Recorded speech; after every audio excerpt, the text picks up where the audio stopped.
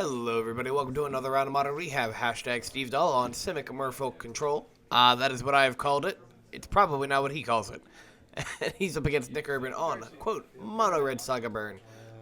This is a very aggressive deck versus a non-very aggressive deck.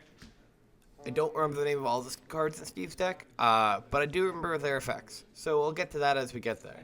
That is a Waterlog Grove. He's going to pay 1 life.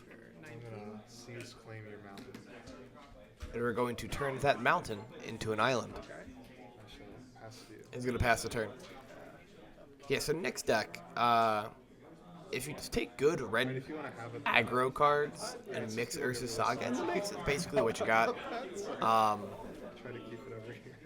There's Bomat Couriers, Darcy's, Monsters, Swift Spears, just like general stuff, Ragavans, dashing out of Ragavan, attack it in for 3, I'm going to put Steve to 16.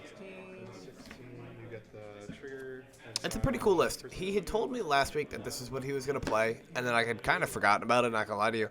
So when I put him on camera today, or this week, I was like, hey, what are you playing? He goes, Mono Red Saga Bird. I was like, okay, I'm about it. Curious what you're playing. Alright, Ragavan's going to make a treasure token, exiling a card off the top of Steve's deck. Light up the stage? Sure. And he's going to light up the stage with a Surveil trigger, using that treasure, of course, to pay for the light up the stage. Yeah, Steve's deck is really cool. It's honestly probably the best deck at punishing Urza's Saga. There's so many like random things in the deck that he plays that just kill an Urza's Saga. He plays Tide Shaper, which is pretty sweet. Which, if you don't know what Tide Shaper does, I don't think I'd blame you. It's from Modern Horizons 2. It's a Merfolk card. And it has a 1-mana 1/1 with Kicker. When it enters the battlefield, if it was kicked, target land becomes an island for as long as Tide Shaper remains on the battlefield. And Tide Shaper gets +1/+1 as long as the opponent controls an island. So, if you kick it in, it kills Urza's Saga. And then it's a 2/2 as long as you do other things to make things into islands. It's pretty cute. Alright, there's a Temple of Mystery. Steve's going to get the Scry card here. The card that he cast was Commune with Spirits, which lets him look, I believe, at the top 4 to get a land. I don't know if it specifies what kind of land. It might be non-basic. Let's see, Commune with Spirits. You may reveal an enchantment or land card from among them and put them into your hand. Put the rest on the library, or on the bottom of the library in a random order. No blocks. Alright, Nick's just gonna dash out of Ragavan again, attack in. So before damage, I'm gonna cast. Gonna shoot off that Galvanic Blast for 2 damage. He's gonna get a Surveil trigger, and I believe this will turn Delirium on for Nick. So he's been cracking again for 5 here, with 7 total because of the spell damage. This I will now have creature, instant, sorcery, land. So it's a 3/3. Yes. So I go to 13, then 10. Now, Galvanic Blast does get bigger if you have, I believe, 4 more artifacts. I think it has Metalcraft on it. Or 3 or more. Metalcraft is 3, isn't it? I'm trying to remember Mox Opal's text. Go to the end of my turn. Back to my hand. Go ahead. Alright, Dash is going to return Ragavan to the hand. There's a Yavi Maya Coast exiled off that Ragavan. I do know some things. Not many things, but I do know some. I'm going to try to commune again. Alright, looks like we're going to Commune with Spirits again. Now, Commune with Spirits is a common from Kamigawa Neon Dynasty. What a fantastic set, let me tell you. Revealing an Odawara Soaring City, also from Kamigawa Neon Dynasty. Such a good set. I'm not very much like a standard set pack type of guy, but I definitely bought packs of that set. Some just cool cards, man. The channel lands are sweet. Wandering Emperor is sweet. There's a lot of just like fun commons, and if you ever have the opportunity to play in a Neon Dynasty draft, I honestly recommend it. Probably my favorite draft format in a while. Speaking of Tide Shaper, here that comes. Gonna kick it. Remember, folks, every mechanic in Magic the Gathering is kicker, basically. Yeah, that resolves. Don't go in the comments asking me to explain. There's a YouTube video. If you ask for it, I will link it. Assuming the video is still out there. Use red. I'm gonna bolt Alright, Nick is going to bolt the Tide Shaper. So it's no longer an island. I'm gonna ban a synthesizer. He's going to regain his mountain Untap. / Shaco, whatever Steve targeted.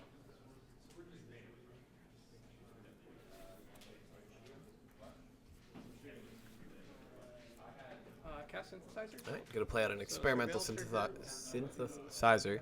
I apparently cannot pronounce that word. He's going to exile the top card of his deck, and he may cast it. Is it cast or play? We'll get a Springleaf Drum. I should know. I played with this card a good bit in draft.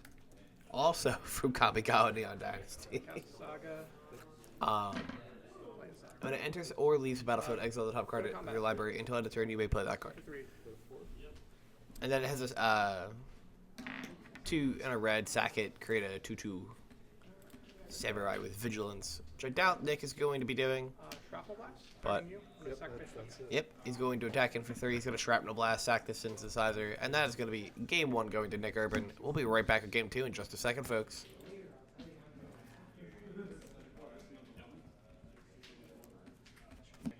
And we're back with game 2. Got Steve counting his hand. He's going to be going first. There's a Botanical Sanctum into a Commune of the Spirits. Botanical Sanctum, the blue-green fast land. Which, let me tell you, I don't know if I've talked about it on camera before. I love the fast land cycle. There's something about it that appeals to me. And I don't know what it is. Even back when I first started playing this game, for the first time, I just loved the fast lands. I was like, that's a cool design space. I had wished they were fetchable when I first, but now I understand they can't be. Nick's going to play Prismatic Vista. He's going to fetch out a basic land. Money says it's probably a basic mountain. It is a basic mountain. And then he's probably going to play a mono red 1-drop creature. I'm going to guess Monastery's Whisper. Now, I think I was talking to Nick. I was asking him if he owns non-aggressive cards, and he was like, no, I don't really have time for that. And I understood that, you know? I've only ever seen him play aggressive decks. We've had him on Is It Prowess, Red-White Prowess, Red-White Ubosh, Thirsty. and now Mono-Red Saga Burn. There's a Dragon's Rage Channeler. Like, Channeler might be the slowest creature I've ever seen him play. No, I've definitely seen him play Soulscar Mage, never mind. Soulscar also does not have haste.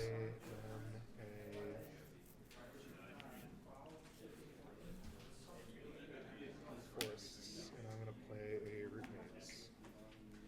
Alright.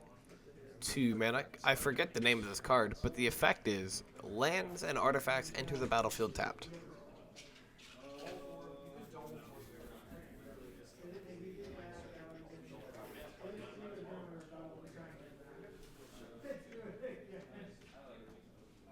Let's go to combat.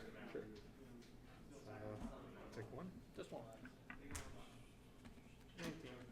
Looks like Nick just attacked in for 1 with that Dragon's Rage Channeler. Play a Saga. Plays in Urza Saga, tapped because of the enchantment.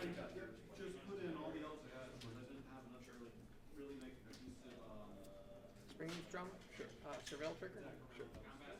Oh hey, it's not supposed to rain anymore. Sick. Back to you. Let's draw. Plays a tap Springleaf Drum. I'll play a Temple Trigger. Here comes the Temple of Mystery. Entering the battlefield tap for 2 different reasons. And he gets the Scry card. I think he just immediately snap-capped that one.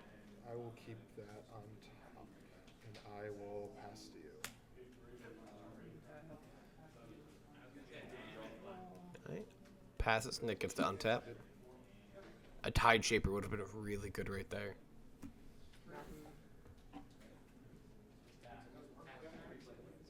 Can I ask a question? Can you see my hand on camera now?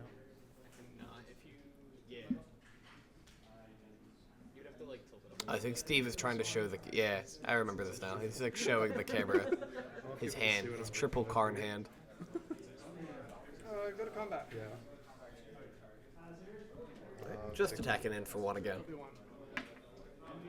Dragon's Rage Channeler is going to go the distance.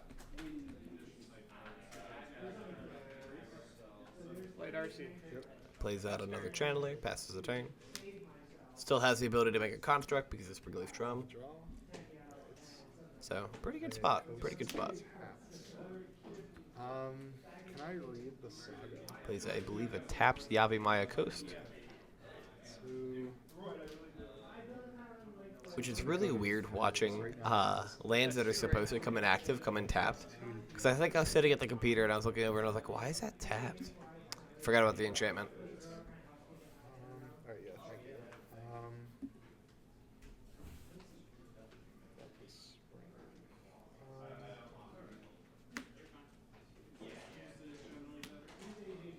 Alright, Tide Shaper.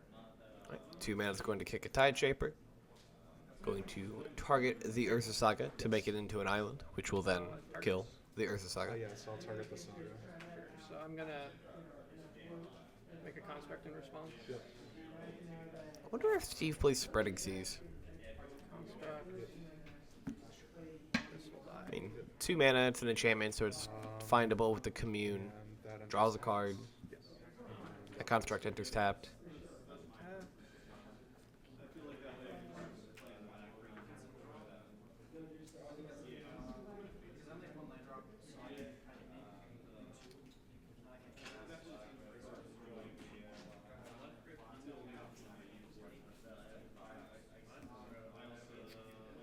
Line up cure. Plays a Voldaren Epicure. Going to do 1 damage to Steve and is going to make a blood token. So I'll take a tapped blood token. Yep. The blood token will enter tapped. So you go to 17. Yep. Things you don't typically see.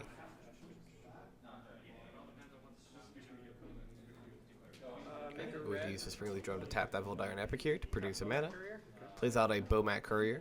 Also enters the battlefield tapped. Bomat courier. Plays out another Bomat Courier. Go to combat. Yep. I think we tapped an extra mana for that.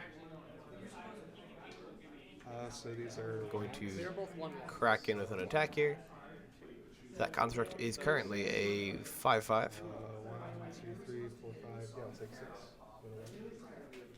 Blocks one of the channelers, so trades with the channeler.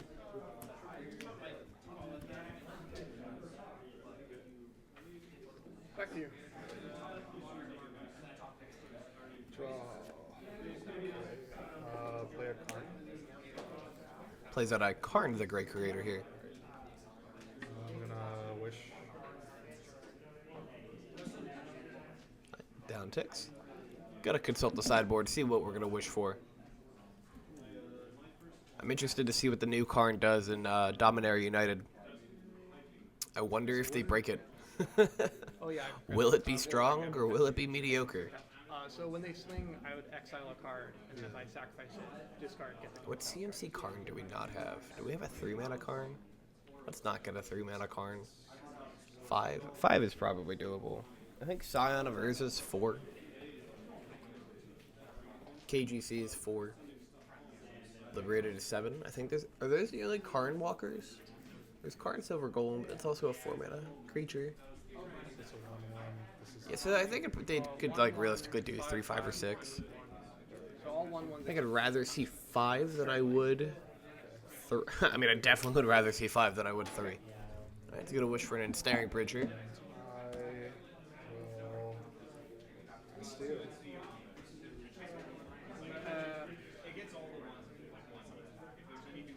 Though, if it's like the last 2 Teferis, they'll be he could be pretty mediocre. Play Saga. Plays an Urza Saga that technically enters the battlefield tapped. Which I think both players missed. Hopefully that doesn't end up mattering. Bomat triggers. Going to swing in with the crew here. Bomat Courier triggers are going to happen. All at me. All at you. Okay. So I mean, I have no. It's bullets. all going at Nick. Shrapnel blast, targeting you. It mattered a tiny bit. Blood token. Yeah, so I think Surveil that's- trigger. He could have just tapped the mountain for it. Right, 5. So we're going to Shrapnel Blast, sack the blood token. So this is 1, 2, 3, 4. So this is going to turn on Delirium. So it'll be Okay, 3, I'm just 4, yeah. 5. Maybe that was him realizing. That's how that had to work. Already 11. So that's game. Okay. Alright, and that is going to make lethal damage here. And Nick is going to take it 2-0 with Mono Red Saga Burn over Simic Merfolk Control. Have a good rest of your day, folks. Thank you.